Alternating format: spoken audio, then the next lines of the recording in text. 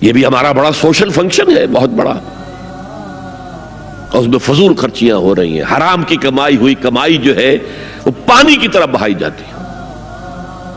ابھی مجھے ایک صاحب نے بتایا کہ ممبئی میں 2 شادیاں ہوئی ہیں مسلمانوں میں، ایک میں 1.5 کروڑ روپیہ خرچ ہوا، ایک میں 80 لاکھ خرچ ہوا۔ ہم نے وہاں اصلاحی تحریک شروع کی، ضیاء الحق صاحب نے بھی کوشش کی تھی، آرڈیننس پاس کیا تھا، لیکن یہ چیزیں قانون سے نہیں۔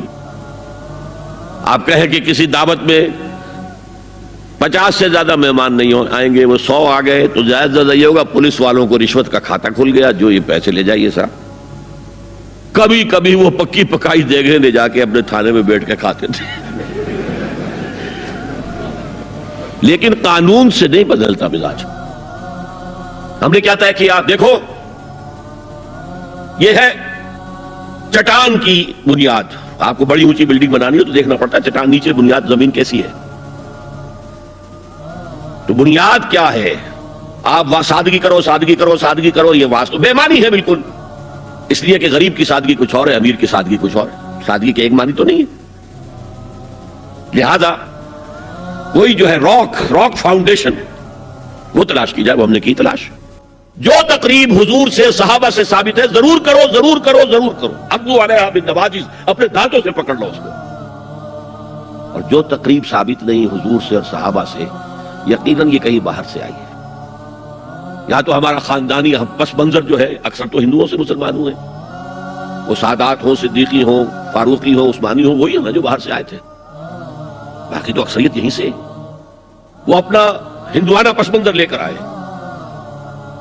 تو جس کا ثبوت صحابہ کے دور میں نہیں، وہ یقیناً باہر سے آئی ہوئی چیز ہے، اس میں پھر سادگی نہیں، اس میں کمی نہیں، جڑ سے کاٹو اس کو۔ اس بنیاد پر ہم نے 5 فیصلے کیے، ذرا سن لیجئے آپ بھی، اگر آپ کوئی سوشل ورک کرنا چاہیں اس کو عام کریں۔ نمبر 1، نکاح مسجد میں۔ حدیث موجود ہے ترمذی شریف کی روایت، اعلنوا ھذا النکاح وجعلوہ فی المساجد، نکاح کا اعلان عام کیا کرو، مسجدوں میں منعقد کیا کرو۔ میں حیران ہوتا ہوں کیوں نہیں علماء کرام نے اس کی طرف توجہ دلائی۔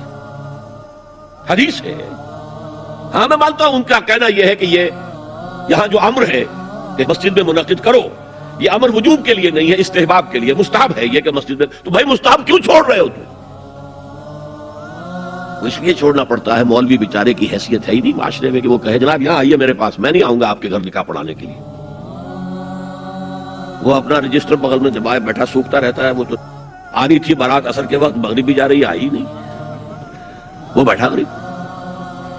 پہلے 20-30 روپے ملتے تھے، اب 200 300 400 ملتے ہیں، اور کیا ہے۔ میں نے انہیں یاد دلایا دیکھو شرم کرو، عیسائیوں نے آج تک اپنے چرچ کی اور اپنے پادری کی عزت یہ رکھی ہے کہ شہزادے اور شہزادی کی شادی ہوگی وہ بھی پادری چرچ میں آئیں گے۔ شہزادے کی شادی ہو رہی ہے تو جو ان کی پارلیمنٹ کے ساتھ ہے چرچ، وہاں شادی ہوگی، وہاں پردہ نہیں ہے، لڑکا لڑکی دونوں آمنے سامنے کھڑے ہو کر قول و قرار کریں گے۔ ہمارے ہاں پردہ ہے تو اس لیے لڑکی کے گھر بھی جائیں گے تو لڑکی تو محفل میں نہیں آئے گی، لڑکی کا ایک وکیل ہوگا، وہ وکیل اجازت لے کر آئے گا، 2 اس کے گواہ ہوں گے، اس کے سامنے اجازت لی گئی، پھر وہ نکاح خواہ کو اجازت دیں گے، وہ نکاح پڑھا دیں گے۔ پہلی بات یہ ہو گئی کہ نکاح مسجد میں۔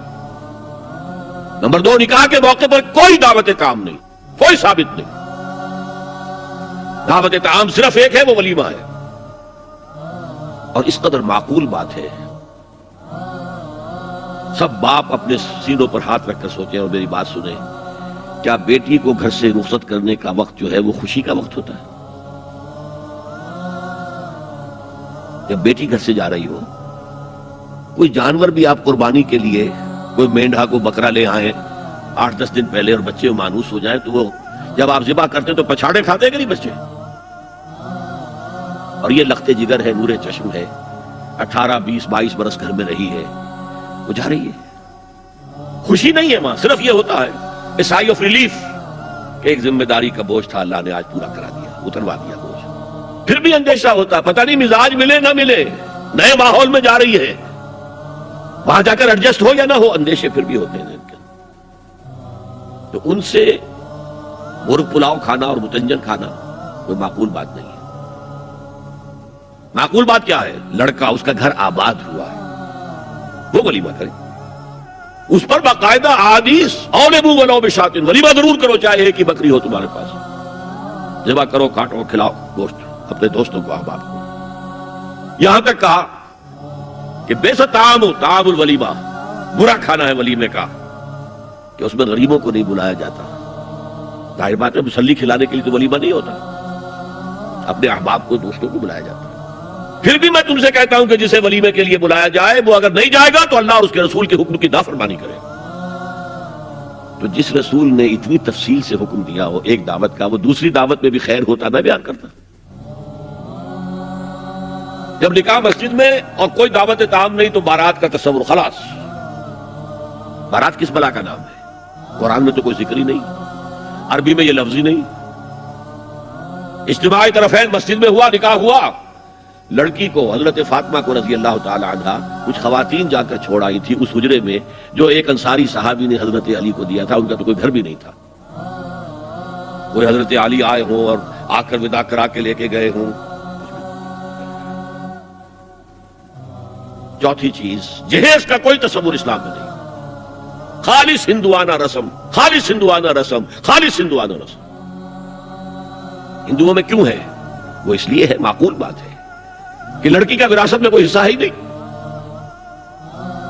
وہ تو جب گھر سے نکل رہی ہے وہ دے دلا کے رخصت کر دو، دان دہیج، یہ خیرات ہے، لڑکی کا حق کوئی نہیں ہے گھر پر۔